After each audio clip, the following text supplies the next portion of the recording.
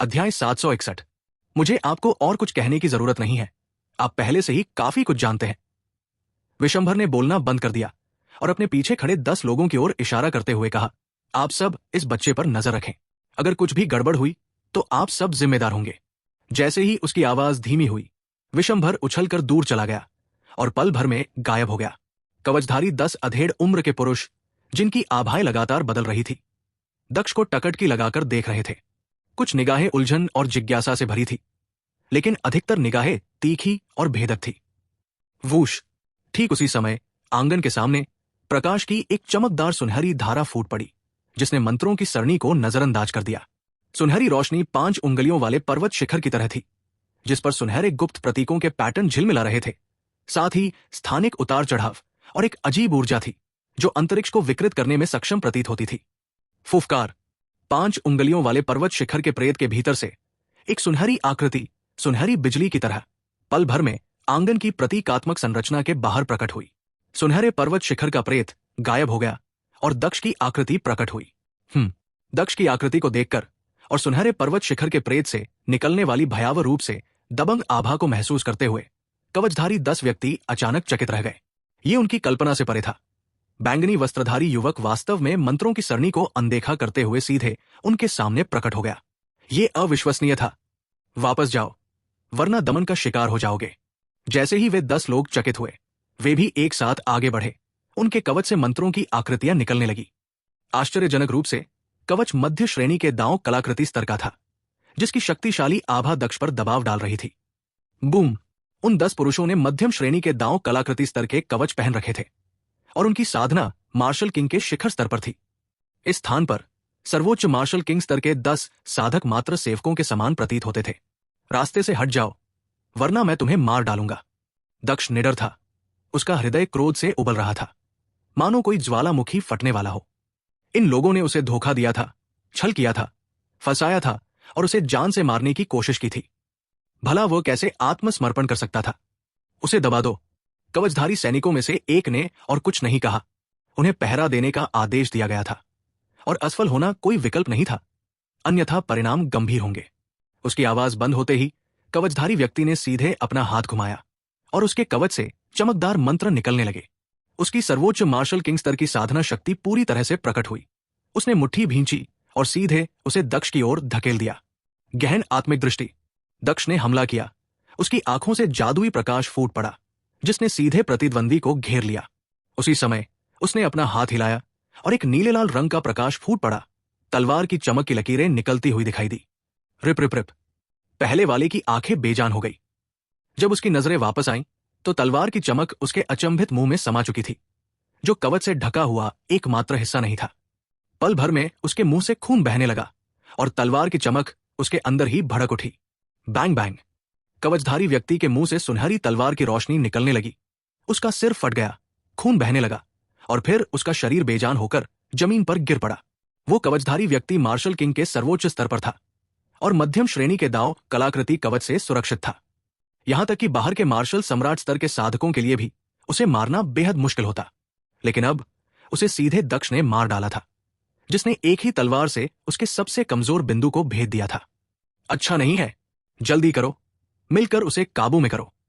शेष 9 लोग पहले तो बेफिक्र थे, उन्हें ज्यादा चिंता नहीं थी, लेकिन अपने एक साथी को सीधे मरते देख वे स्तब्ध रह गए और उनके चेहरे के भाव एकदम बदल गए और वे सब एक साथ हमला करने लगे। 9 लोगों ने हमला किया। 9 लोग मार्शल किंग के सर्वोच्च स्तर पर थे। उनमें से कम 3 मार्शल किंग स्तर के शिखर पर थे और लगभग मार्शल सम्राट स्तर में प्रवेश करने वाले थे। विशंभर ने उन्हें यहां पहरा देने के लिए तैनात किया था, न कि दक्ष की रक्षा के लिए। इसका उद्देश्य केवल इतना था कि वे इस स्थान की रक्षा करें, दूसरों को सतर्क करें और उन्हें जल्दबाजी में कोई कार्रवाई करने से रोकें। दक्ष के कबीले में आने की बात गुप्त रखी गई थी। बहुत कम लोगों को पता था, लेकिन कबीले के जो सदस्य इस बात से अवगत थे, वे बेहद संवेदनशील होंगे। हालांकि उन्होंने अभी तक कोई जल्दबाजी वाला कदम नहीं उठाया था, फिर भी उसे सतर्क रहना जरूरी था। जहां तक दक्ष की बात है, जब वो उस मंत्र संग्रह सरणी के भीतर था, तब विशंभर को बिल्कुल भी चिंता नहीं थी। हालांकि वो रून सरणी छोटी ही थी, लेकिन बाहर से आया हुआ मार्शल सम्राट स्तर का एक सिद्ध साधक भी उससे बच नहीं पाएगा। लेकिन विशंभर को बिल्कुल भी उम्मीद नहीं थी कि साधारण मंत्रों की व्यवस्था का दक्ष के सामने बहुत कम प्रभाव पड़ेगा। बूम! 9 शिखर मार्शल किंग स्तर के साधकों ने एक साथ हमला किया। उनकी भयावह आभा अविश्वसनीय रूप से दुर्जेय थी। प्रकाश आकाश में फैल गया। कवच पर बने प्रतीक चिन्ह चकाचौंध कर रहे थे, मानो सूर्य आकाश में विचरण कर रहे हों। उनका दबाव शक्तिशाली और प्रचंड था। तुम यहां आकर मुझे धमकाते हो, तुम मेरे परिवार को फंसाते हो, तुम हद पार कर रहे हो। दक्ष दहाड़ा। उसकी निर्मल शक्ति आकाश में फैल गई। उसकी निर्मल आंखों में सुनहरी रोशनी फूट पड़ी, मानो कोई स्वर्ण पंखों वाला विशालकाय गरुड़ उड़ान भर रहा हो। उसके शरीर में स्वर्णिम मंत्रों का प्रकाश उगते सूरज की तरह फैल गया और उसकी पीठ से सुनहरे मंत्रों से बने 2 चमकदार गुप्त पंख निकल आए। बूम! इसी क्षण दक्ष के भीतर से अचानक एक दबंग और भयंकर आभा फैल गई। उसके पंख फड़फड़ाए, प्रकाश उमड़ पड़ा, भव्य प्रकाश से आकाश भर गया। पेंग सोअरिंग 9 हेवंस। क्रोधित तलवार सूर्य को चीर देती है। पवित्र तलवार की गर्जना। Overlord shadow transformation. सुनहरे प्रकाश से आकाश जगमगा उठा। विशाल गरुड़ ने अपने पंख फड़फड़ाए, उन्हें चौड़ा खोला और बंद किया। 9 आकाशों में उड़ान भरी, आकाश में विचरण किया। भयानक और दबंग आभा उमड़ पड़ी, जिसने सब कुछ दबा दिया। नीले सुनहरे रंग का प्रकाश फूट पड़ा। तलवार जैसी चमक बिजली की तरह फैल गई। सुनहरा प्रकाश 10,000 फीट तक पहुंच गया। प्रकाश की परतें एक दूसरे पर चढ़ गई और खिल उठीं। चकाचौंध भरे नीले सुनहरे रंग के गुप्त चिन्हों की किरणें फैल गई और आभा प्रभावशाली और विस्मयकारी थी। तलवार की चमक आकाश में उड़ते हुए अजगर की तरह थी, हवा में लहराते हुए एक विशाल गरुड़ की तरह, जिसमें पहाड़ों को हिलाने और समुद्रों को उलट देने की शक्ति थी। पहाड़ों और नदियों को कंपा देने, पहाड़ों को ढहाने और धरती को फाड़ने, सब कुछ नष्ट करने में सक्षम थी। दक्ष हवा में सुनहरे प्रकाश में नहाए हुए सर्वोच्च और निर्विवाद रूप से खड़े थे, सहजता से सब कुछ दबा रहे थे। गड़गड़ाहट। ये घाटी दहाड़ उठी, जिसकी गूंज आकाश तक सुनाई दी, जिससे अंतरिक्ष कांप उठा। तेज रोशनी से जगमगाते मंत्रों की एक श्रृंखला फूट पड़ी और धरती को हिला देने वाली गर्जना के साथ ऐसा लगा मानो ये घाटी चकनाचूर हो जाएगी। Puff puff. कवचधारी आकृतियां टूटी हुई डोर वाली पतंगों की तरह हवा में उड़ गई। उनके मुंह से खून के छींटे निकल रहे थे। Bang bang bang. कुछ के कवच में दरारें पड़ गई और उन पर अंकित चिन्ह चकनाचूर हो गए।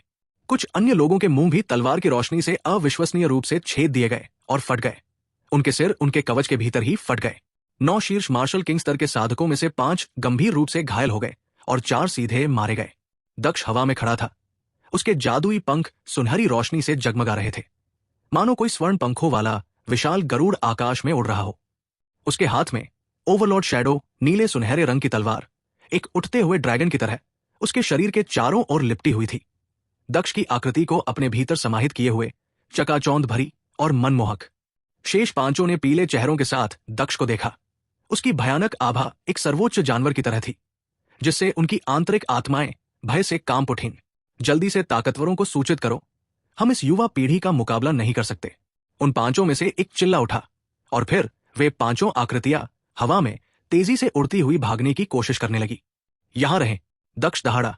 उसकी ओवरलॉर्ड शैडो तलवार का कोड़ा हवा में परत दर परत ऐसे लहराया जैसे कोई अजगर आकाश में उड़ रहा हो और कवचधारी पुरुषों में से एक के चारों ओर लिपट गया।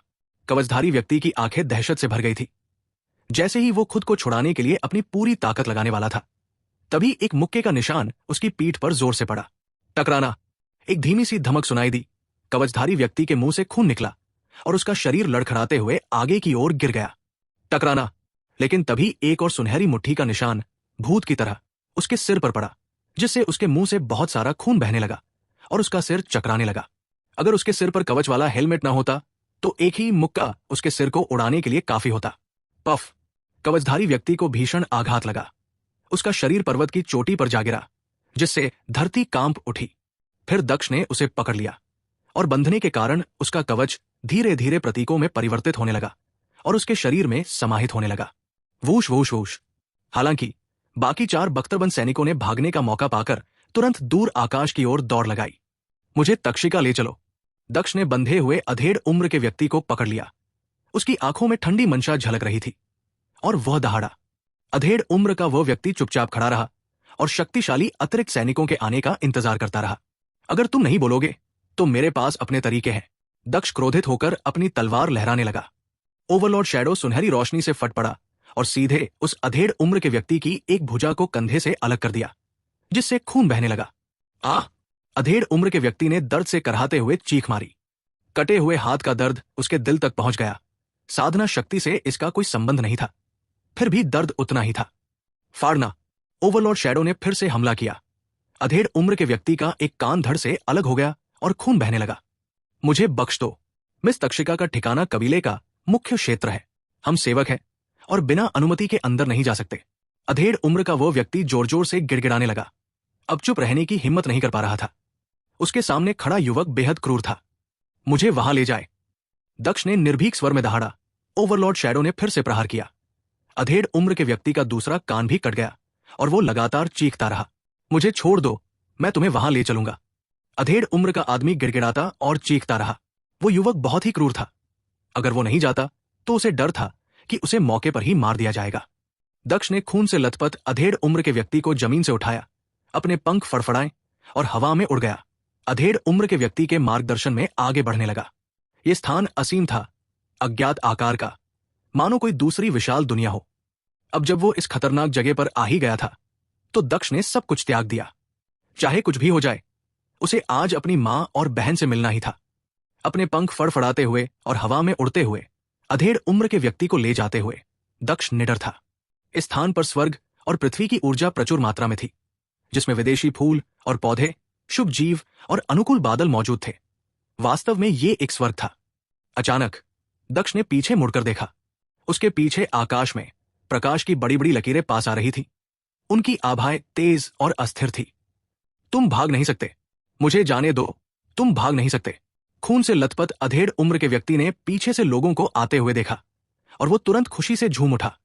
जिस तरह से आगे, दक्ष ने अधेड़ उम्र के व्यक्ति के कंधे को इतनी जोर से दबाया कि वो छेद हो गया और खून निकलने लगा। आगे बढ़ो, बिल्कुल आगे बढ़ो। अधेड़ उम्र के व्यक्ति ने दर्द से चीखते हुए जल्दी से रास्ता दिखाया। वूश। दक्ष की पीठ पर लगे सुनहरे पंख फड़फड़ाए और वो पूरी ताकत से आगे बढ़ा। उसकी सुनहरी आंखें लालिमा लिए चमक उठीं और उसके मुंह से एक जोरदार दहाड़ निकली। मां, बहन, मैं तुम्हारे लिए आया हूं, तुम कहां हो? जैसे जैसे उसकी आवाज फैलती गई, वो कांपने लगी। साथ ही उसमें एक गहरी ऊर्जा भी समाई हुई थी, जो आसपास के आकाश और पृथ्वी में गूंजती रही, पहाड़ों को हिलाती रही और अनंत काल तक प्रतिध्वनित होती रही। मां, बहन, मैं तुम्हारे लिए आया हूं, बाहर आओ। दक्ष लगातार दहाड़ता रहा, इस उम्मीद में कि जिन दो लोगों के बारे में वह दिन रात सोचता रहता था, वे इस विशाल अंतरिक्ष में उसकी आवाज सुन लेंगे। उसने पहले भी सपने देखे थे, लेकिन उसके सपनों में भी वे दोनों आकृतियां धुंधली और अस्पष्ट थी। मां, बहन, मैं आप लोगों के लिए आया हूं। दक्ष अधेड़ उम्र के व्यक्ति को उठाए हुए हवा में उड़ रहा था। उसकी आंखें चकित थी। उसकी आवाज गरज की तरह गूंज रही थी, जिससे सफेद पक्षी और शुभ जानवर चौंक गए। अध्याय 762। इस जानलेवा इरादे के बीच दक्ष उन दो लोगों को देखने के लिए तड़प रहा था, जिनके बारे में वह दिन रात अपने सपनों में सोचता था। उसका दिल लालसा और इच्छा से भरा हुआ था। वो किसी भी तरह का पछतावा नहीं चाहता था। Whoosh whoosh. आसपास के आकाश में चमकदार लंबी इंद्रधनुषी रोशनी समय समय पर झिलमिलाती थी, जिससे शक्तिशाली आभा उत्पन्न होती थी। कई शख्सियतें बवंडर की तरह आई और दक्ष का पीछा करने लगी। गर्जन। आकाश में जानवरों की दहाड़े गूंज उठीं और कई भयंकर पक्षी और जानवर आसमान में उड़ने लगे और दक्ष को घेरने लगे ताकि उसे फंसा सके। मां, तुम कहां हो? मैं तुम्हें ढूंढने आया हूं। बहन, तुम कहां हो? मैं तुम्हें ढूंढने आया हूं। दक्ष चिल्लाया, बार बार अपने मन से उन परिचित शब्दों को दोहराता रहा। उसकी आवाज गले से निकलकर फटने लगी। उसकी कर्कश चीखें बादलों को थरथरा देती थी, मानो मंद गड़गड़ाहट हो रही हो, जिससे सुनने वालों के दिलों में एक अकथनीय सिहरन पैदा हो जाती थी। रुक जाओ, वरना तुम्हें दबाकर मार डाला जाएगा। चारों ओर से चीख पुकार की आवाजें दक्ष के चारों ओर गूंज उठीं। दक्ष ने अपने पंख फड़फड़ाए। उसकी आंखों से सुनहरी रोशनी फूट पड़ी और उस अधेड़ उम्र के व्यक्ति को पकड़े हुए उसने सामने तेजी से ऊंचे होते पर्वत शिखरों को देखा। वहां ऊर्जा का एक तीव्र प्रवाह था, एक भयानक अदृश्य मंत्रों का समूह। एक बार छूने पर परिणाम गंभीर होंगे। क्या आप मुझे किसी जाल में फंसा रहे हैं? दक्ष ने अपने हाथ में पकड़े अधेड़ उम्र के व्यक्ति पर दहाड़ मारी। ये इलाका पहले से ही एक जाल था और वो अधेड़ उम्र का व्यक्ति जानबूझकर उसे इसमें फंसा रहा था। आत्मसमर्पण कर दो, वरना तुम्हें मौके पर ही कुचलकर मार दिया जाएगा। तुम बच नहीं सकते, अधेड़ उम्र के व्यक्ति ने ऊंची आवाज में कहा। उसकी आवाज थोड़ी कांप रही थी। स्वाभाविक रूप से उसने इस युवक को अपने कबीले के मुख्य क्षेत्र में ले जाने की हिम्मत नहीं की, अन्यथा उसकी भी निश्चित रूप से मृत्यु हो जाती। ये जगह कबीले का एक दूरस्थ इलाका था।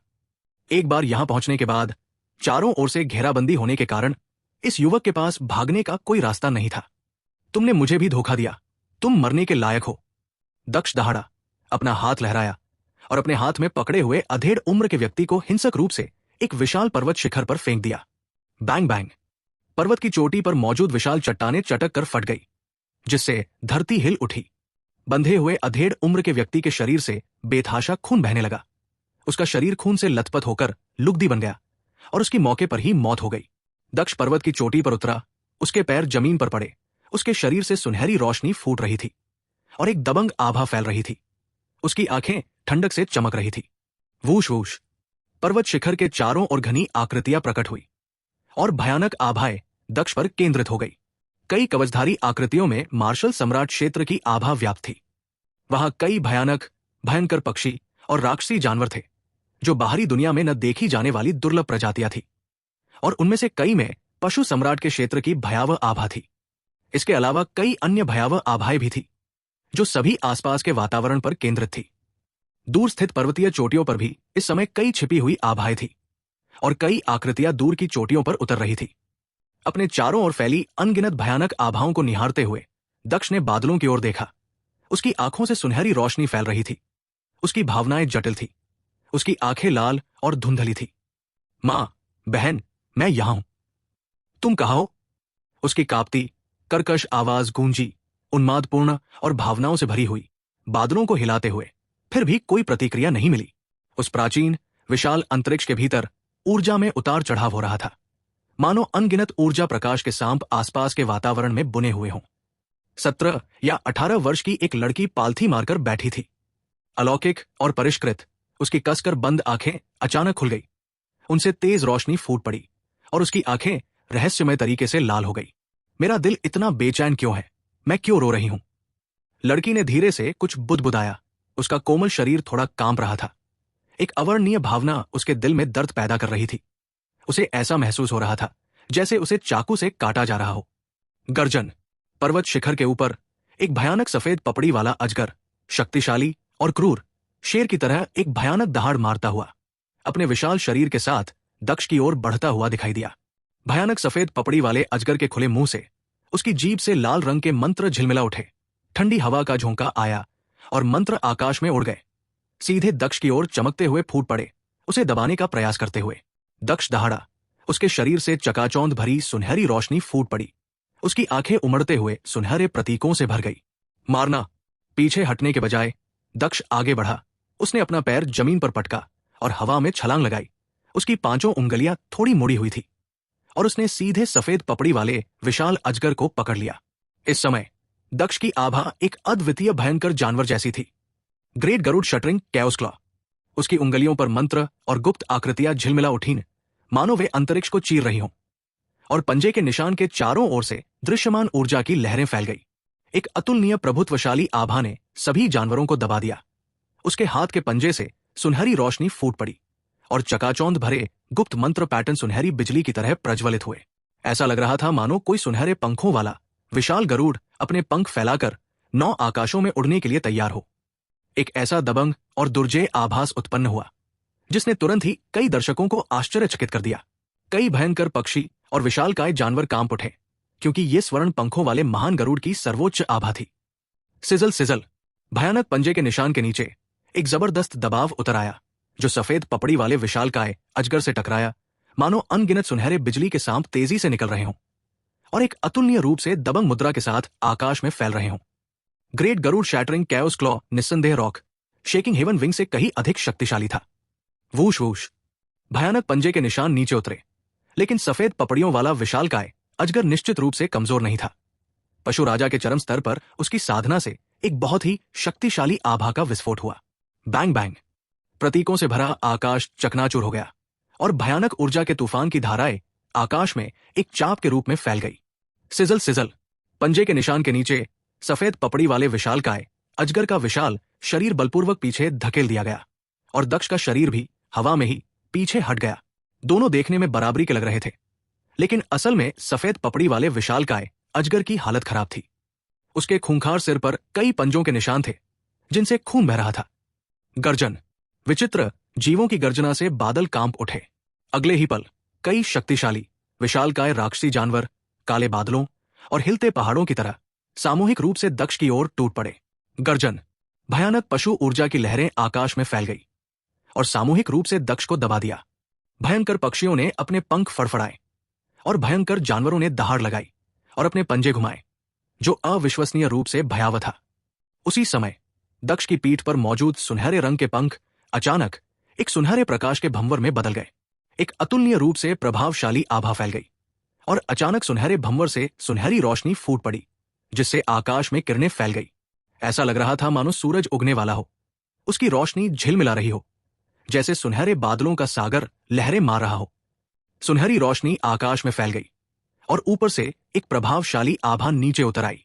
कई लोगों की आंखें आश्चर्य से चौड़ी हो गई जब उन्होंने देखा कि दक्ष के पीछे सुनहरे पंखों की एक और जोड़ी फैल गई थी, जिससे असीम सुनहरी रोशनी निकल रही थी, जो शानदार ढंग से बह रही थी। जैसे ही सुनहरे पंख फैले और तीव्र सुनहरी चमक बिखेरी, एक विशालकाय सुनहरे पंखों वाले ग्रेट गरुड़ की आकृति ने अपने पंख फड़फड़ाए, चक्कर लगाते हुए आकाश में ऊपर की ओर उड़ने लगी और सीधी ऊपर उठ गई। चहचहाट। सुनहरे पंखों वाले विशाल गरुड़ ने एक चीख निकाली, जिसकी आवाज सोने को चीरते हुए बादलों को चीरती हुई निकल गई। उसके पंख फैल गए, आकाश और सूर्य को ढक लिया। उसकी भयंकर शक्ति फैल गई, जिससे पूरा ब्रह्मांड कांप उठा। कितना जबरदस्त दबाव है! ये तो गोल्डन विंग ग्रेट गरुड़ है। क्या वो बच्चा सचमुच गोल्डन विंग ग्रेट गरुड़ है? क्या वो इंसान है या गोल्डन विंग ग्रेट गरुड़? क्या स्वर्ण पंखों वाले महान गरुड़ वंश का कोई व्यक्ति हमारे वंश में आया है? कुछ लोग आश्चर्यचकित रह गए। उनकी आंखें कांपने लगी और दूर स्थित कई छिपी हुई आभाएं भी डगमगाने लगी। उसमें गोल्डन विंग ग्रेट गरुड़ जैसी आभा कैसे हो सकती है? ये कितना अजीब है! अजीब बात है, क्या इसका वाकई गोल्डन विंग ग्रेट गरुड़ वंश से कोई संबंध है या उसे बस एक शानदार अवसर मिल गया? दूर से कई लोग फुसफुसा रहे थे, मानो उन्हें कुछ पता हो, लेकिन कोई भी पास नहीं आया। वे हस्तक्षेप नहीं करना चाहते थे और न ही खुद को दिखाना चाहते थे। वे बस दूर से देख रहे थे। जैसे ही स्वर्ण पंखों वाले महान गरुड़ का प्रेत प्रकट हुआ, एक राजसी और दबंग आभा भी सीधे तौर पर एक ज्वालामुखी विस्फोट की तरह उमड़ पड़ी। उस भयावह और दबंग आभा ने दक्ष पर हमला कर रहे कई भयंकर पक्षियों और राक्षसी जानवरों को कांपने पर मजबूर कर दिया, क्योंकि ये एक सहज दबाव था। पेंग 9 स्वर्गों पर उतरता है, दबाव। दक्ष दहाड़ा। उसके पीछे स्वर्ण पंखों वाला महान गरुड़ प्रेत दुनिया पर नजर रख रहा था, अपने पंख फड़फड़ाकर सभी जीवित प्राणियों को दबा रहा था। इस अंतरिक्ष में आकाश असीम सुनहरे प्रकाश से भरा हुआ था। धरती गरज रही थी और निरंतर पर्वत शिखर कांप रहे थे, जो किसी की आत्मा को झकझोर देते थे। हवा में बैंगनी वस्त्र पहने युवक, जो अब सुनहरी रोशनी में लिपटा हुआ था, लंबा और सीधा खड़ा था। उसके सुनहरे पंख उसके पीछे फैले हुए थे, मानो कोई विशाल पक्षी अपने पंख फड़फड़ा रहा हो। बैंगनी वस्त्रधारी युवक से एक अंतहीन राजसी और दबंग दबाव निकल रहा था, मानो वो आकाश में उड़ने और ब्रह्मांड में विचरण करने वाला हो। पहाड़ उतने ही ऊंचे उठते हैं जितना मनुष्य। सभी जानवरों में मैं सर्वोच्च हूं, टूट जाओ। दक्ष की आवाज गरजती हुई थी। उसकी आंखें खुली, सुनहरी रोशनी बिखेरती हुई, मानो 2 सूर्य आकाश को रोशन कर रहे हों, संसार और पृथ्वी पर दृष्टि डाल रहे हों। उसके पीछे सुनहरे पंख फड़फड़ाते और लहराते हुए, मानो कोई सच्चा स्वर्ण पंखों वाला महान गरुड़ अवतरित हुआ हो। सब कुछ किसी चमत्कार जैसा था। एक सर्वोच्च आभा व्याप्त थी, जो स्वर्ग और पृथ्वी पर अपना प्रभुत्व जमाए हुए थी। गरज। ऐसे भयावह वातावरण में मंत्रोच्चार एक समुद्र के उठने और गिरने की तरह उमड़ रहे थे। उस दबंग और भयावह आभा ने पूरे अंतरिक्ष को कंपा दिया, मानो वो इस दुनिया को उलट पुलट कर देना चाहती हो। Puff puff. दक्ष पर हमला करने वाले कई भयानक और क्रूर जानवर अपने खून के छींटे उगलते हुए एक के बाद एक पीछे हटते चले गए। गर्जन। इस समय आकाश में भयंकर जानवर दहाड़ रहे थे और चीख रहे थे, और भयानक दबाव के कारण वे आकाश में सुनहरे पंखों वाले विशाल गरुड़ के प्रेत के सामने झुक गए और कांपने लगे। एक मार्शल किंग, जो गहन स्तर का योद्धा है, फिर भी इतनी शक्ति रखता है। क्या बाहरी दुनिया के लोग अब उससे इतने भयभीत हैं? या फिर हमारे वंश का रक्त धारण करने के कारण वो इतना शक्तिशाली है? दूर से आती हुई अस्थिर छुपी हुई आभाओं के बीच किसी ने फुसफुसाया, उसकी आभा लगभग एक सच्चे स्वर्ण पंख वाले महान गरुड़ जैसी है। क्या वह सचमुच स्वर्ण पंख वाले महान गरुड़ वंश से संबंधित है, या उसे महज एक शानदार अवसर प्राप्त हुआ है? दूर स्थित छिपी हुई आभाओं से सदमे की दबी हुई फुसफुसाहटें सुनाई दी। आसपास के भयंकर पक्षी और विशालकाय जानवर पीछे हट गए, अब आगे बढ़ने की हिम्मत नहीं कर रहे थे। सभी जमीन पर लेट गए और कांपने लगे।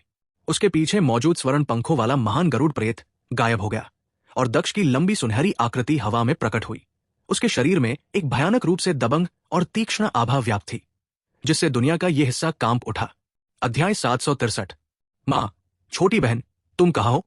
एक बुलंद आवाज के साथ दक्ष ने अपना सिर उठाया और फिर से चिल्लाते हुए अपनी मां और बहन को पुकारा, जिससे उसे सुनने वाले सभी लोग भावुक हो गए।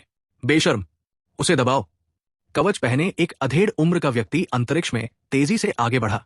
उसका चेहरा गंभीर और बदसूरत था, क्योंकि उससे प्रारंभिक चरण के मार्शल सम्राट क्षेत्र की आभा फूट रही थी।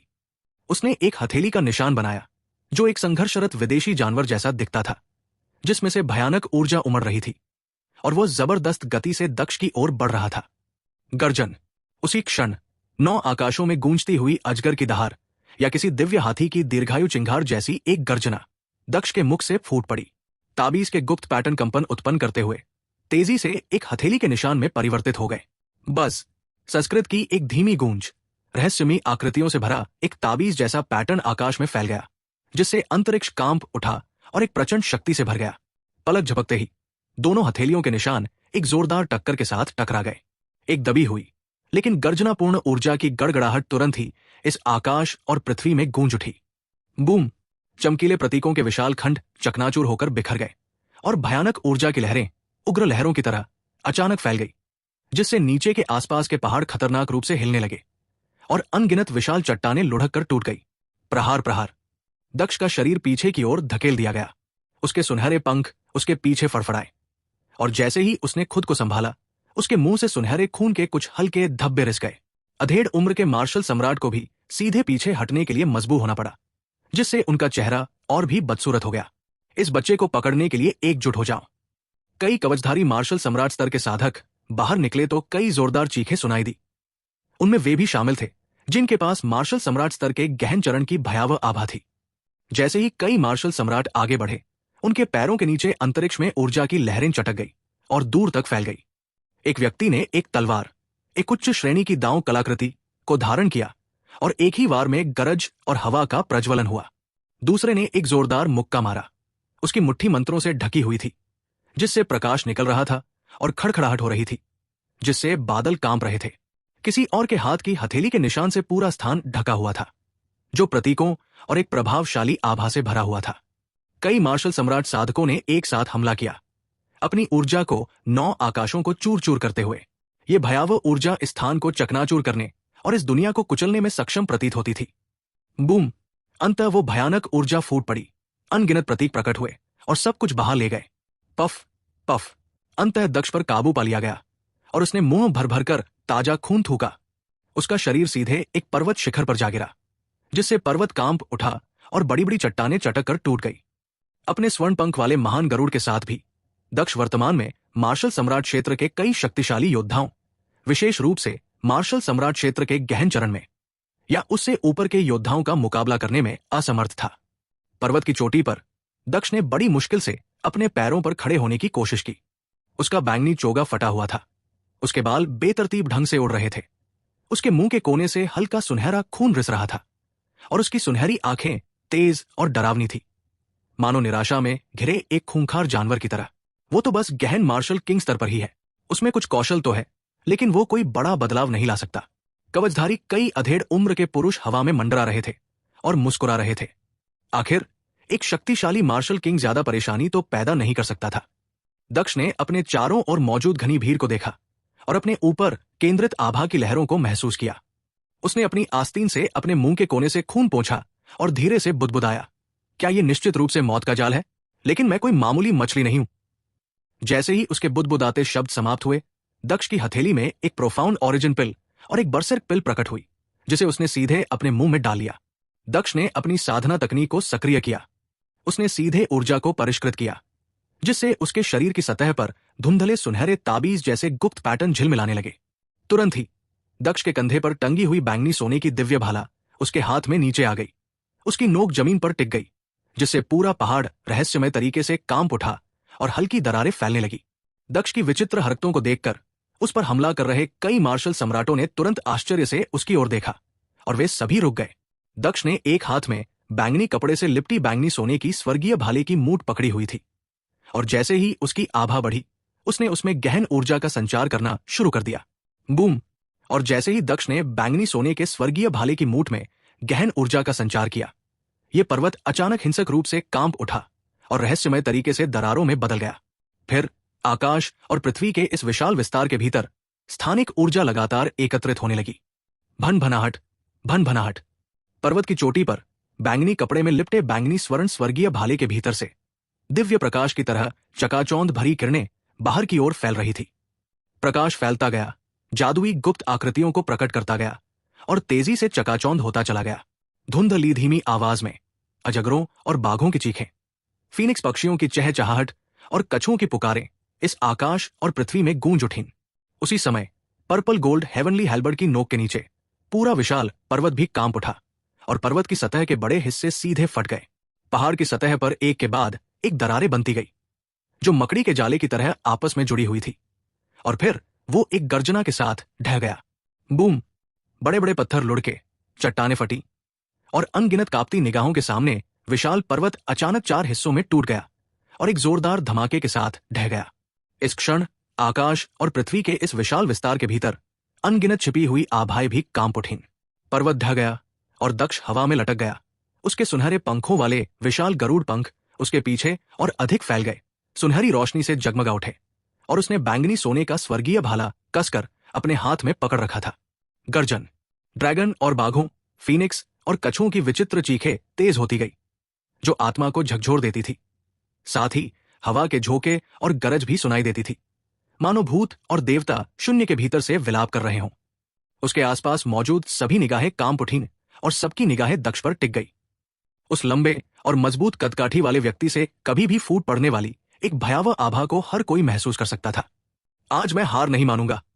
अपने आसपास के वातावरण को निहारते हुए दक्ष ने हवा में कदम रखा, अपना हाथ झटका दिया और उसके हाथ में मौजूद बैंगनी सोने के दिव्य भाले पर लगे बैंगनी कपड़े की पट्टियां टुकड़ों में बिखर गई और राख में तब्दील हो गई। वूश! इसी क्षण असीम बैंगनी सुनहरे प्रकाश के प्रज्वलित होने के साथ ही बैंगनी स्वर्ण दिव्य भाला प्रकट हुआ जो सभी हथियारों का देवता और आकाश में अद्वितीय था। बैंगनी सोने के दिव्य भाले से चमकदार ताबीज जैसे गुप्त पैटर्न उभरे और एक चकाचौंध भरी रोशनी दमित ज्वालामुखी की तरह फूट पड़ी। इस पूरे आकाश और पृथ्वी में हवा और गरज का कहर जारी था। भूत और देवता विलाप कर रहे थे, मानो दिव्य राक्षस दहाड़ रहे हों। बूम! एक भयंकर आभा फैल गई। आकाश और पृथ्वी कांप उठे और आसपास का सारा आकाश हिल गया और बिखर गया। ये भयावह दृश्य विनाश के आगमन जैसा था। आसपास के जानवर और लोग कांप उठे, उनकी निगाहें मानो बिजली के झटके से सुन्न हो गई हों और उनकी निगाहें दक्ष के हाथ में मौजूद बैंगनी सोने के दिव्य भाले पर टिक गई। वो भयानक दिव्य हथियार, एक भयंकर औजार, पूरी तरह से बैंगनी सुनहरे रंग का था जिसमें बाघ की हड्डियां और अजगर की आकृति थी। मानो कोई स्वर्गीय फीनिक्स अपने पंख फैलाकर उड़ रहा हो, मानो कोई सिंदूरी पक्षी सूर्य की ओर मुख करके 9 स्वर्गों की यात्रा कर रहा हो। तुम सब मुझे धोखा देते हो और मेरे रिश्तेदारों को फंसाते हो, मार डालो। दक्ष ने अपने हाथ में मौजूद बैंगनी स्वर्ण दिव्य भाले को घुमाते हुए प्रहार किया। तलवार की रोशनी की लकीरें बिजली की तरह आकाश में फैल गई। गर्जन! जैसे ही अद्वितीय दिव्य हथियार प्रकट हुआ, ड्रैगन दहाड़ने लगे और कछुए चीखने लगे। भयानक तलवार ऊर्जा हवा में फैल गई जिससे पहाड़ और धरती फटकर ढहने लगे। पूरे ब्रह्मांड पर एक भयावह आभा छा गई जिससे सभी के रोंगटे खड़े हो गए। फाड़ना! तलवार की रोशनी एक बैंगनी सुनहरे आकाशीय वज्र की तरह फैल गई। मार्शल सम्राट स्तर के एक साधक ने अपने हाथ में मौजूद उच्च श्रेणी की दांव कलाकृति से इसे रोकने का प्रयास किया, लेकिन वो बैंगनी सुनहरे तलवार की रोशनी से पूरी तरह नष्ट हो गई। फिर उसका शरीर घातक आभा से घिर गया और एक ही तलवार के प्रहार से वो तुरंत मारा गया। भले ही तुम स्वर्ग हो, मैं आज इसे भेद डालूंगा। तुम मुझे धमका नहीं सकते, मार डालो। उसकी रक्तमयी लाल भयावह आंखों के भीतर एक राक्षसी हत्यारी आभा आकाश में फैल गई। इस क्षण दक्ष के चारों ओर एक घातक आभा फैल गई, मानो कोई अद्वितीय दिव्य दानव जागृत हो गया हो जो आकाश और पृथ्वी पर दृष्टि गड़ाए हुए हो और सब कुछ नष्ट करने में सक्षम हो। उसके हाथ में मौजूद अद्वितीय भयंकर हथियार ने तुरंत फिर से प्रहार किया। तलवार के ऐसे प्रकाश के प्रकट होने से ये आकाश और पृथ्वी कांप उठे। मार्शल सम्राट स्तर के गहन चरण के एक साधक ने बैंगनी सुनहरे रंग की तलवार की रोशनी को दबाने के लिए एक स्थानिक रण पंजे का निशान छोड़ा और बड़ी मुश्किल से उस भयानक तलवार की रोशनी का सामना करने में कामयाब रहा। वूश!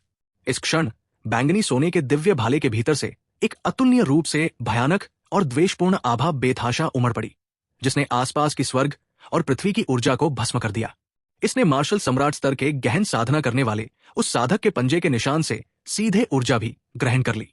दुष्टतापूर्ण आभा एक तूफान की तरह फैल गई, मानो 9 पाताल लोकों से, दानव लोक से, और उसने पहले वाले को बेरहमी से कुचल दिया। पफ! गहन अवस्था में कवचधारी मार्शल सम्राट के शरीर में दुर्भावनापूर्ण आभा प्रवेश कर गई और तुरंत उसके मुंह से रक्त की धुंध बहने लगी। फिर उसके पंजे का निशान चकनाचूर हो गया और भयानक बैंगनी सुनहरे रंग की तलवार की रोशनी सीधे उसके कंधे पर आकर गिरी। चटक चटक! तलवार की रोशनी ने आकाश को चीरते हुए आकाश और पृथ्वी को भेद दिया। उच्च श्रेणी की दांव कलाकृति का कवच पल भर में टोफू की तरह टुकड़े टुकड़े हो गया और उसका शरीर भी तलवार के एक ही वार से 2 हिस्सों में बंट गया। 2 तलवारों से 2 सम्राटों का वध। स्वर्गीय मार्शल अकादमी में मार्शल मार्क्विस क्षेत्र में दक्ष बैंगनी स्वर्ण स्वर्गीय हलबर्ट पर भरोसा करते हुए पहले ही 2 सम्राटों का वध करने में सक्षम था, और अब गहन मार्शल किंग के स्तर पर एक बर्सेर्क पिल का सेवन करने के बाद दक्ष पहले की तुलना में कहीं अधिक आसानी से सम्राटों का वध करता है। हालांकि इसी क्षण दक्ष के गले से एक दर्द भरी कराहन निकल पड़ी। बैंगनी सोने के दिव्य भाले के भीतर 9 पाताल लोक के दानवों के दायरे से निकली बाढ़ की तरह दुर्भावनापूर्ण आभा उमड़ पड़ी। भयानक और दहकती हुई ऊर्जा उमड़ पड़ी और हजारों मील तक फैल गई, जिससे दक्ष की आत्मा और शरीर लगभग चकनाचूर हो गए। आर्टिफैक्ट वेनेरेबल ने पहले ही दक्ष को पर्पल गोल्ड हेवनली हेल्बर्ट का उपयोग न करने की चेतावनी दी थी, अन्यथा वह इसे नियंत्रित करने में असमर्थ होगा। लेकिन स्वर्गीय मार्शल अकादमी के नष्ट होने पर दक्ष को पिछली बार इसका उपयोग करने के लिए मजबूर होना पड़ा था, और अब इस घातक जाल में दक्ष के पास इसे फिर से इस्तेमाल करने के अलावा कोई चारा नहीं था। ये एक दिव्य हथियार है। ये निश्चित रूप से एक दिव्य हथियार होना चाहिए। एक संत की कलाकृति। क्या यह सचमुच एक संत की कलाकृति हो सकती है? दूर स्थित आसपास की पर्वत चोटियों पर कुछ छिपी हुई आभाएं हिंसक रूप से उतार चढ़ाव करने से खुद को रोक नहीं पाई। उसके शरीर के भीतर से असंख्य दुर्भावनापूर्ण ऊर्जाएं फूट पड़ी, मानो उसका शरीर किसी भी क्षण फट जाएगा। मारना! दक्ष का चेहरा दर्द और क्रोध से विकृत हो गया। वह केवल दांत पीसकर प्रतिरोध कर सकता था। अपने शरीर में स्वर्ण पंख वाले महान गरुड़ तकनीक का प्रयोग करके दुर्भावनापूर्ण आभा को दबा रहा था और साथ ही साथ प्रहार जारी रखते हुए भयानक दुर्भावनापूर्ण आभा को उजागर कर रहा था। स्विश! बैंगनी सुनहरे रंग की तलवार की रोशनी हवा में फैल गई और एक और मार्शल सम्राट स्तर के साधक की मृत्यु हो गई। ऊर्जा के अवशिष्ट बल के कारण नीचे स्थित एक पर्वत सीधे चकनाचूर हो गया। जल्दी से एकजुट होकर उसे दबाओ। अगला जल्द ही आ रहा है और हम लगातार एक के बाद एक संदेश भेजते रहेंगे। अध्याय 764। जल्दी से एकजुट होकर उसे दबाओ। आकाश में चारों ओर अनगिनत कवचधारी आकृतियां प्रकट हुई, जिनकी संख्या 100 से कम नहीं थी, और उनमें से प्रत्येक मार्शल सम्राट स्तर का साधक था। मार्शल सम्राट स्तर के साधकों के एक बड़े समूह ने हमला किया। उनकी जादुई ऊर्जा आसपास के वातावरण पर दबाव डाल रही थी और गुप्त जादुई पैटर्न आकाश में फैल रहे थे। ये सभी दक्ष को दबा रहे थे। मारना! दक्ष दहाड़ा। उसकी खून जैसी लाल आंखें एक भयानक आभा से भर उठीं। जैसे ही उसने बैंगनी सोने का दिव्य भाला घुमाया, आकाश में एक राक्षसी हत्या का इरादा छा गया। वूश! तलवार की रोशनी एक प्रचंड बैंगनी सुनहरे प्रकाश में परिवर्तित हो गई। एक भयंकर आभा जो तूफान की तरह फैल गई और ड्रैगन और बाघों की शक्ति से ओतप्रोत थी। मार्शल सम्राट स्तर के कवचधारी व्यक्ति ने पूर्णतः चकनाचूर होने से पहले मुश्किल से एक क्षण के लिए ही प्रतिरोध किया। मारना! दक्ष ने भयंकर हमलों की एक श्रृंखला शुरू कर दी, मानो कोई अद्वितीय क्रूर जानवर दुनिया पर टूट पड़ा हो। उसकी तलवार की ऊर्जा भूतों और आत्माओं की तरह दहाड़ रही थी, अपने रास्ते में आने वाली हर चीज को नष्ट कर रही थी। वूश! एक अन्य कवचधारी मार्शल सम्राट स्तर के साधक का शरीर तलवार की रोशनी से सीधे टुकड़े टुकड़े हो गया और खून से लथपथ धुंध में बदल गया, जो हवा में ही बिखर गया। एक वीर राजा की गहनता, जो अब सम्राटों का सहार कर रहा था, ने सभी के रोंगटे खड़े कर दिए। टकराना! एक भयानक लंबा भाला अंतरिक्ष को चीरता हुआ निकला और एक चमकदार जादुई प्रकाश में बदल गया। प्रचंड गहन ऊर्जा के साथ ये एक जोरदार आवाज के साथ अंतरिक्ष में तेजी से आगे बढ़ा और दक्ष के पीछे प्रकट हुआ।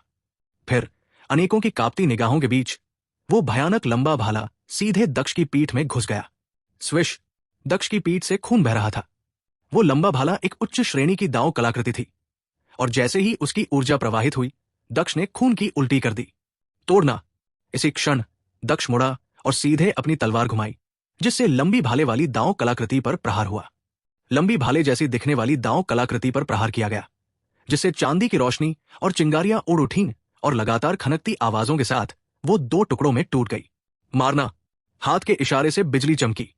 दक्ष ने अपनी थंडर एनिहिलेशन फिंगर को सक्रिय किया और कवचधारी आकृति के चेहरे पर सीधा प्रहार किया। स्विश। मार्शल सम्राट स्तर के साधक को यह उम्मीद नहीं थी कि दक्ष हमले से नहीं बचेगा। घबराहट में वो इससे बच नहीं सका। उंगलियों के निशान जैसी बिजली उसके चेहरे को भेद गई और मार्शल मार्क्विस क्षेत्र के कवचधारी आकृति का सिर उसके हेलमेट के भीतर ही फट गया। दांव की लंबी भाले जैसी कलाकृति का आधा हिस्सा अभी भी दक्ष की पीठ में फंसा हुआ था, जिससे खून रिस रहा था। निर्भीक और निडर दक्ष ने एक बार फिर अपना बैंगनी स्वर्ण दिव्य भाला चलाया।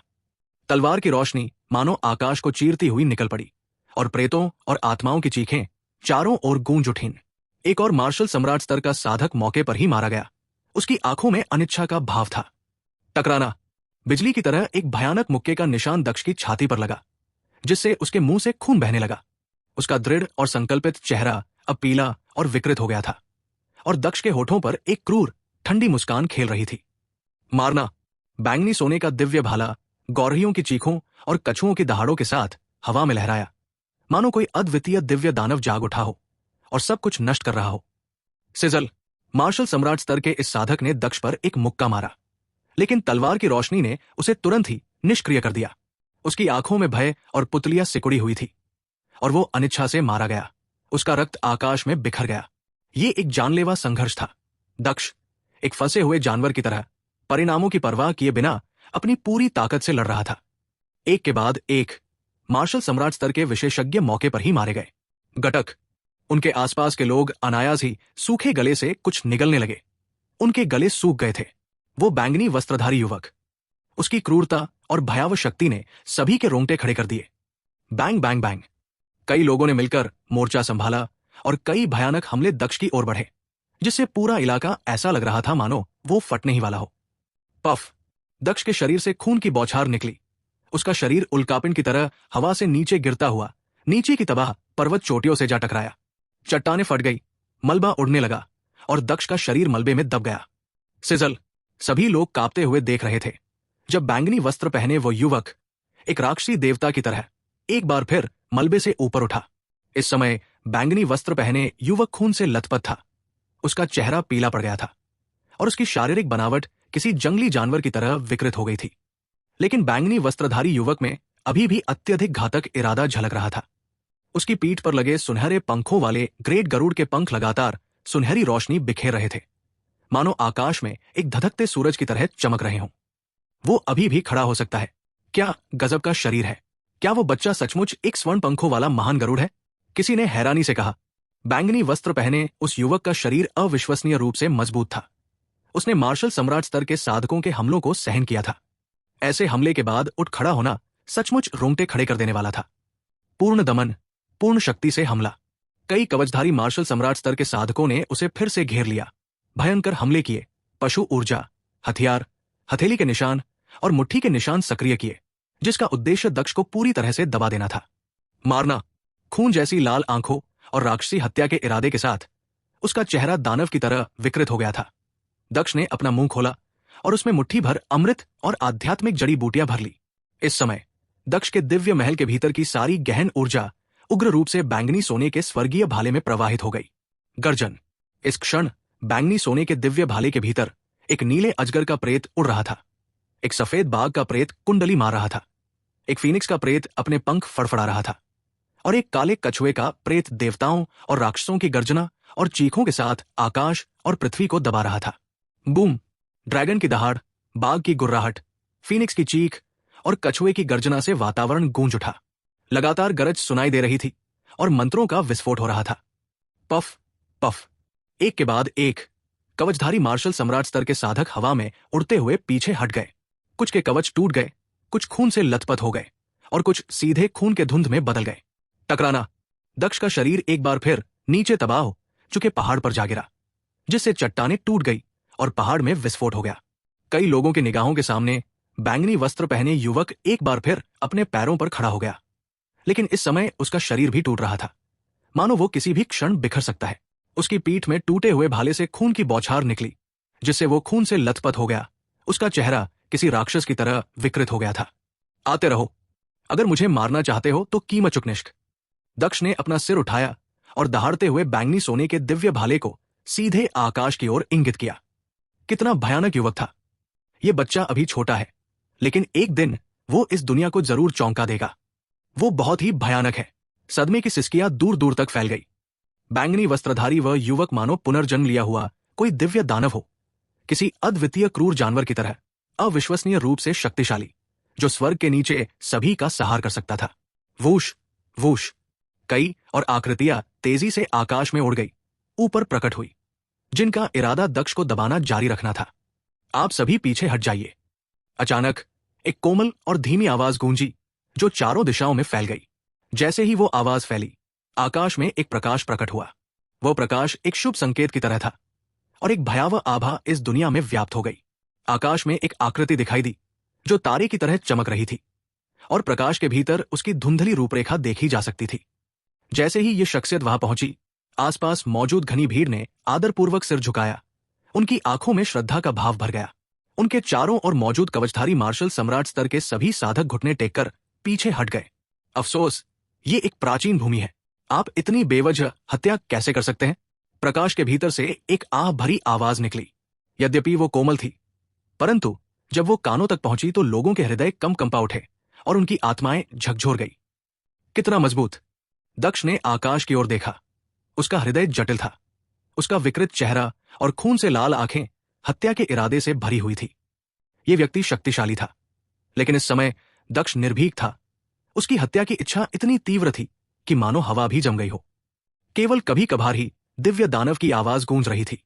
तुम कत्ल क्यों करते हो? प्रकाश के भीतर से आवाज दक्ष के कानों में प्रवेश कर गई। उसकी आभा लहरों की तरह फैल रही थी, मानो वो इस दुनिया का स्वामी हो। दक्ष ने आकाश की ओर देखते हुए कहा, तुमने मेरे परिवार को कैद किया, मुझे धोखा दिया और छल किया। मुझे मार डालो। आकाश में चमकती हुई आकृति को देखते हुए दक्ष की आंखों से भी असीम हत्या का इरादा निकल आया। आसपास के लोग स्पष्ट रूप से महसूस कर सकते थे कि उस महान व्यक्तित्व का सामना करने के बावजूद युवक निडर था। बैंगनी वस्त्रधारी युवक के भीतर से एक निर्मम ठंडक निकली, और वो अदृश्य ठंड और जानलेवा आभा आकाश और पृथ्वी पर एक लहर की तरह फैल गई, जिससे सभी लोग कांप उठे। इतना तीव्र आक्रोश, इससे आपकी साधना को नुकसान होगा। ये अभिशाप है, आशीर्वाद नहीं। आवाज शांत और सौम्य बनी रही। अपनी तलवार नीचे रख दो। इस भयंकर आभा को तुम अभी नियंत्रित नहीं कर सकते। अगर तुमने इसे जल्द ही नीचे नहीं रखा तो तुम फट जाओगे और मर जाओगे। मैंने विक्रमपुर को छोड़ दिया, रास्ते भर लगन से साधना की, सिर्फ अपने परिवार से फिर से मिलने के लिए। दक्ष ने अपनी तलवार सीधे आकाश में चमकती आकृति की ओर तान दी।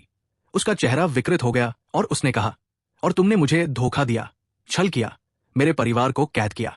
अगर आज मैं फट भी जाऊं तो उससे पहले मैं कुछ और लोगों को अपने साथ ले जाऊंगा। जैसे ही उसकी आवाज धीमी हुई, दक्ष ने अपनी तलवार घुमाई और उसे सीधे आकाश की ओर तान दिया। उसकी अदम्य भावना की गूंज जोर से सुनाई दी। मुझे तलवार दो, अगर तुम फट गए तो तुम्हारी बहन भी नहीं बच पाएगी। कोमल आवाज धीमी पड़ गई और प्रकाश के भीतर आकृति हिल उठी। आकाश में एक झंझनाहट भरी ध्वनि गूंज उठी, जिससे एक चमकदार रोशनी फैल गई। बूम! एक दिव्य हथेली की तरह आकाश में एक जादुई हथेली का निशान प्रकट हुआ, जो मानो स्वर्ग और पृथ्वी को समाहित कर रहा था और सीधे दक्ष पर दबाव डाल रहा था। वूश! हथेली के निशान के नीचे खाली जगह में शायद ही कोई हलचल हुई, मानो कोई आवाज ही न हो। लेकिन इस क्षण आसपास के सभी जीव कांप उठे। आकाश को ढकने वाला और सूर्य को छिपा देने वाला वो भयानक दिव्य हाथ अविश्वसनीय रूप से तेजस्वी और पवित्र प्रतीत हुआ। दिव्य हथेली पर स्वर्ग और पृथ्वी के गहन रहस्य प्रवाहित होते प्रतीत हो रहे थे, जिससे किसी भी प्राणी के लिए उनका विरोध करना असंभव हो गया था। इसने चुपचाप दक्ष को दबा दिया। इस क्षण दक्ष को अचानक निराशा का अनुभव हुआ। जैसे ही दिव्य हथेली ने दबाव डाला, उसकी आभा ने उसे निराशा से भर दिया, जिससे वो लगभग प्रतिरोध करने की इच्छा खो बैठा। उस विशाल और भयानक ऊर्जा के आभा मंडल ने दक्ष को पूरी तरह से कंपा दिया। वो पलटवार करने में पूरी तरह असमर्थ था। क्या मुझे यूं ही दबा दिया जाएगा? मैंने अपनी मां को नहीं देखा, मैंने अपनी बहन को नहीं देखा, मैंने स्वर्गीय मार्शल अकादमी का बदला नहीं लिया, मेरा परिवार फिर से एक नहीं हुआ है। मुझे दबाया नहीं जा सकता। मैं अभी मर नहीं सकता। दक्ष के दिल में चीखों की एक श्रृंखला गूंज उठी। अभी बहुत सी चीजें थी जो उसे करनी बाकी थी। वो इस तरह दब नहीं सकता था। मां, बहन, तुम कहाँ हो? उसकी अंतिम क्षमता का विस्फोट हुआ, मानो उसके शरीर की कोशिकनिष्का से ऊर्जा फैल रही हो। दक्ष ने संघर्ष किया, अपना सिर उठाया और कर्कश, हृदय विदारक आवाज में रोया, जो अत्यधिक क्रोध और अनिच्छुक शोक से भरी हुई थी। अध्याय 765। ध्वनि की उस प्रचंडता ने सुनने वाले सभी लोगों को झकझोर दिया, उनकी आत्मा तक को झकझोर दी। इस समय मानो दक्ष के क्रोध और अनिच्छा से संक्रमित होकर बैंगनी स्वर्ण स्वर्गीय महल के ऊपर एक बाघ दहाड़ा, एक फीनिक्स रोया और एक कछुआ विलाप करने लगा। आओ! नीले अजगर, सफेद बाघ, फीनिक्स और काले कछुए की एक आकृति प्रकट हुई, जो ऊपर स्थित दिव्य हथेली का अभूतपूर्व भयंकर आभा से विरोध कर रही थी। देवताओं और राक्षसों की आवाजों के साथ उस भयावह आभा ने प्रकाश के भीतर मौजूद आकृति को चकित कर दिया। नीला अजगर दहाड़ा, सफेद बाघ सर पर दौड़ा, फीनिक्स ने अपने पंख फैलाए और चक्कर लगाया, और काला कछुआ चिल्लाया। चारों राक्षसी प्रेत चारों ओर चक्कर लगा रहे थे। दक्ष के शरीर से सुनहरी गहन ऊर्जा का विस्फोट हुआ और उसकी पीठ पर मौजूद सुनहरे पंखों वाले ग्रेट गरुड़ के पंख सैकड़ों मीटर चौड़े हो गए। उस क्षण ये एक चमत्कार जैसा था। ऐसा लग रहा था मानो दक्ष कोई देवता या दानव अवतरित हो गया हो। हे भगवान, ये कितना भयानक दिव्य हथियार है, कितना खूंखार आदमी है। कबीले में उसके साथियों में से कोई भी उसकी क्रूरता की बराबरी नहीं कर सकता। हर तरफ से आश्चर्य की आवाजें गूंजने लगी। आह! दक्ष पीड़ा से कराह उठा। उसने उस भयानक दिव्य प्रहार का विरोध किया, लेकिन उसकी त्वचा फट गई और उसका शरीर खून से लथपथ हो गया। पफ पफ, उसके मुंह से लगातार खून के बड़े बड़े घूंट निकल रहे थे। दक्ष के शरीर के भीतर एक भयंकर ऊर्जा का संचार हो रहा था, जो उसकी आत्मा और शरीर को नष्ट कर रही थी और उन पर आक्रमण कर रही थी। बेटा, क्यों संघर्ष कर रहे हो? तुम सिर्फ अपने ऊपर मुसीबत मोल ले रहे हो। क्या तुम सचमुच अपनी मां और बहन को देखना चाहते हो? एक मधुर आवाज सुनाई दी, जो दक्ष के कानों तक पहुंची। मेरे सबसे करीबी रिश्तेदार यही हैं। हम खून के रिश्ते से जुड़े हैं। बेशक, मैं उनसे मिलना चाहता हूं। दक्ष ने अपना सिर उठाया और फंसे हुए जानवर की तरह संघर्ष करने लगा, जबकि नीला ड्रैगन, सफेद बाघ, फीनिक्स और काला कछुआ उसके चारों ओर चक्कर लगा रहे थे। अगर तुम उन्हें देखोगे तो दोनों मर जाओगे। तो क्या तुम उन्हें देखोगे या नहीं? कोमल आवाज ने आगे कहा। यह शब्द सुनते ही दक्ष के विकृत चेहरे पर जानलेवा इरादा उभर आया। मानो बिजली का झटका लगा हो।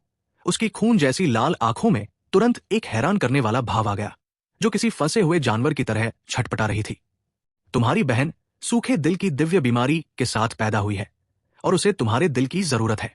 अगर तुम उससे मिलोगे और उसे सच्चाई पता चल जाएगी, तो वो स्वाभाविक रूप से तुम्हारा दिल नहीं लेगी। वो तुम्हें मरने देने के बजाय खुद मरना पसंद करेगी, और उस समय वो निश्चित रूप से मर जाएगी। अगर तुम्हारी बहन की मृत्यु हो जाती है, तो तुम्हारी मां का दिल निसंदेह टूट जाएगा और वो जीवन भर एक मुर्दे की तरह जिएगी। तब जीवन का क्या अर्थ रह जाएगा? कोमल आवाज धीरे धीरे, शब्द दर शब्द कम होती गई। उसका स्वर ठहरता हुआ भी शक्तिशाली था। उस आवाज में एक तरह का जादू भी था, जो आत्मा में प्रवेश करने और मन में गूंजने की क्षमता रखता था, जिससे उसे भूलना असंभव हो जाता था।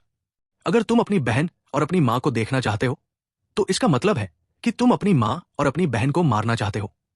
क्या तुम अभी उन्हें देखने का साहस रख सकते हो? क्या तुम सचमुच अपनी मां और बहन को अपने निजी जुनून के लिए मरने देने को तैयार हो? चटकने की आवाज। जैसे जैसे वो आवाज उसके मन में गूंजती रही, पर्वत की चोटी पर दक्ष के चारों ओर मौजूद 4 राक्षसी आकृतियां ढहने और गायब होने लगी। उसके मुंह से खून बहने लगा, उसका शरीर फट गया और हल्का सुनहरा खून रिसने लगा। फाड़ना। फिर पर्पल गोल्ड हेवनली पैलेस जमीन में समा गया। उसके सुनहरे पंखों वाले ग्रेट गरुड़ के पंख अंदर की ओर मुड़ गए और दक्ष की निगाहें अचानक खाली हो गई। उसका एक हाथ पर्पल गोल्ड हेवनली पैलेस तलवार के हिल्ट को सहारा दे रहा था। बूम! भयानक दिव्य हथेली लगातार नीचे की ओर दबाव डालती रही। साथ ही पवित्र प्रकाश ने आसपास के आकाश को ढक लिया, जो अविश्वसनीय रूप से दिव्य प्रतीत हो रहा था। दिव्य हथेली दक्ष के सिर के ऊपर गिरी और फिर क्षण भर के लिए गायब हो गई। उनसे मिलने के बारे में सोचना भी मत। अपनी जिद छोड़ दो। अगर तुम उनसे मिलने पर अड़े रहे, तो तुम्हारी बहन और मां को अपनी जान गंवानी पड़ेगी। हार मान लो। प्रकाश के भीतर एक कोमल आवाज जादू से भरी हुई सभी दिशाओं में गूंज उठी। दक्ष कमजोर होकर खड़ा था, खून से लथपथ था। उन लोगों के खून से सना हुआ था जिन्हें उसने पहले मार डाला था, जिससे वो एक खून से लथपथ आकृति में बदल गया था। उसने धीरे धीरे अपनी निगाहें ऊपर उठाईं। उसकी खून जैसी लाल आंखें धुंधली पड़ने लगी और दक्ष चुप हो गया। उसकी आंखें गंभीर हो गई। वो कुछ नहीं बोला। जुनून, सब कुछ बस जुनून है। अगर आप सचमुच अपनी बहन और अपनी मां की परवाह करते हैं, अगर आप सचमुच अपने खून के रिश्तों को महत्व देते हैं, तो आपको अपनी बहन को बचाना चाहिए। अगर तुम अपना दिल अपनी बहन को दे दोगी, तो तुम हमेशा उसके दिल में रहोगी। तुम एक हो जाओगी और तुम अपनी मां का साथ भी दे पाओगी। तुम्हारी मां इस परिणाम से जरूर खुश होगी। अपनी आसक्ति छोड़ दो। वो मधुर आवाज लगातार दक्ष के कानों में गूंज रही थी। अचानक दक्ष की छाती उत्तेजित होकर कांप उठी। एक हल्की बैंगनी लौ चमकी और उसका पूरा शरीर अचानक हिल गया। क्या जुनून ही सब कुछ है? अचानक दक्ष की गहरी आंखों से एक बार फिर सुनहरी रोशनी निकली। उनकी निगाहें तीक्ष्ण थी। उन्होंने प्रकाश के भीतर मौजूद आकृति को सीधे देखा। अपनी बैंगनी स्वर्ण स्वर्गीय महल की तलवार की नोक को उसकी ओर इशारा करते हुए कहा, तुम बस मेरा दिल चाहते हो। तुम्हें बस इस बात का डर है कि मेरी बहन और मां मेरा दिल नहीं चाहेंगी। तुम बेवजह सोच रहे हो। अगर मुझे तुम्हारा दिल चाहिए होता तो मैं तुम्हें कभी भी मार सकता था। इतनी बातें क्यों बर्बाद कर रहे हो? तुम बस जुनूनी हो, अनिच्छुक।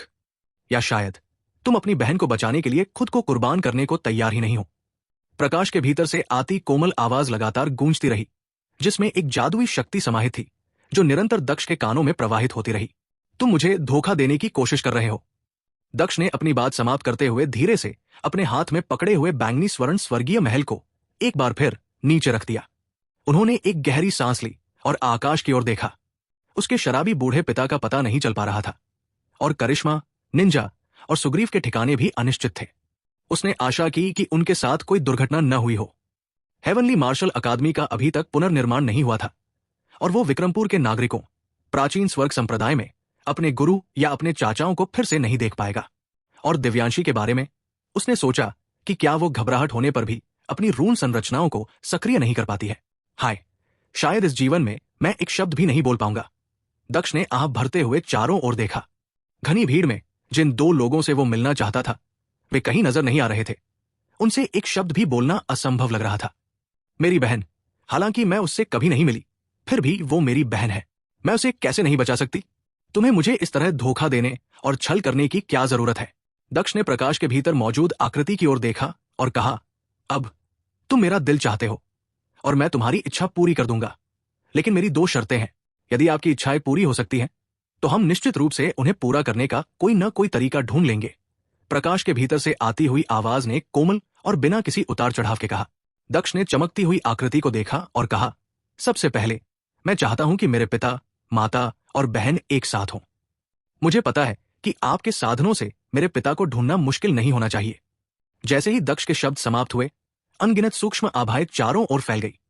उनके शब्द अत्यंत संवेदनशील प्रतीत होते थे, जो अनगिनत लोगों की नसों को छूने में सक्षम थे। दक्ष ने आगे कहा, दूसरा, मैं चाहता हूं कि अनंत लकड़ी उपयोगी हो। ठीक है, मैं आपको यह आश्वासन दे सकता हूं, लेकिन अनंत वन जैसे खजाने के लिए हमारे कबीले के पास पूरा वन नहीं है। हम आपको अनंत वन की शाखा का केवल एक टुकड़ा ही दे सकते हैं। प्रकाश में मौजूद आकृति एक पल के लिए झिसकी, फिर धीरे से बोली। उस कोमल आवाज को सुनकर उनके आसपास की कई सूक्ष्म आभाएं और भी अधिक तीव्रता से उतार चढ़ाव करने लगी। ऐसे में मैं निश्चिंत हो सकता हूं। दक्ष ने पूर्व दिशा की ओर देखा, जहां सूर्योदय के समय विक्रमपुर स्थित थी। उसकी आंखें अनिच्छा और हानि से भरी हुई थी और उसका दिल भावनाओं का एक जटिल मिश्रण था। फिर अपने हाथ के इशारे से दक्ष ने अपनी अंतिम शक्ति का उपयोग करते हुए भयंकर रूप से दहाड़ते हुए बैंगनी स्वर्ण स्वर्गीय महल को अपने चारों ओर लपेट लिया और उसे एक बार फिर अपनी पीठ से बांध लिया। शराबी बूढ़े पापा, मैं आपके साथ एक और ड्रिंक पीना चाहता हूं। अगर बाद में आपको मेरी याद आए तो मेरी बहन को भी आपके साथ कुछ ड्रिंक्स पीने देना। मुझे सचमुच आपसे ईर्ष्या होती है कि आपका बेटा मुझ जैसा है। असल में मुझे खुद से भी काफी ईर्ष्या होती है, क्योंकि मेरे पास आप जैसा पापा है। दक्ष ने धीरे से कुछ बुदबुदाया। उसके होठों के कोनों पर एक मुस्कान सी उभर आई, लेकिन उसकी मुस्कान में थोड़ी कड़वाहट थी।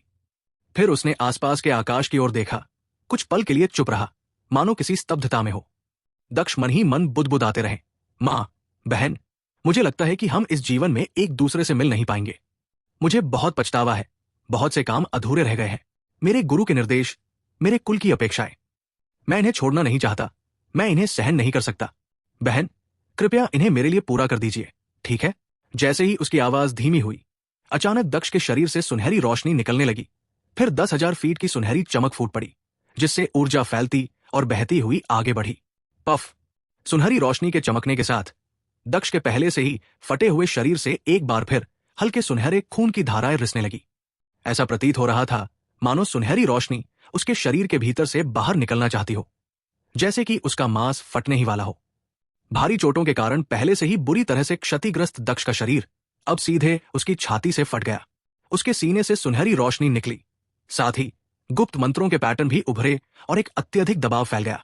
बहन, तुम्हें मेरे लिए अच्छे से रहना होगा, हमारे माता पिता के प्रति आज्ञाकारी रहना होगा और मेरे लिए हमारे कुल की रक्षा करनी होगी। जैसे ही दक्ष की आवाज धीमी हुई, अनगिनत कांपती निगाहों के बीच उसने अपना दाहिना हाथ सीधे अपनी छाती में मौजूद दरार में घुसा दिया और एक चकाचौंध भरी सुनहरी रोशनी फूट पड़ी, जिसने उसके पूरे शरीर को घेर लिया। मां, बहन, मैं तुमसे मिलना चाहता हूं। मैं चाहता हूं कि हमारा परिवार फिर से एक हो जाए, लेकिन मैं ऐसा नहीं कर सकता। मुझे क्षमा कर दो। बिजली की गड़गड़ाहट जैसी एक जोरदार आवाज गूंजी। उसी क्षण दक्ष की आंखों से सुनहरी रोशनी फूट पड़ी। वूश!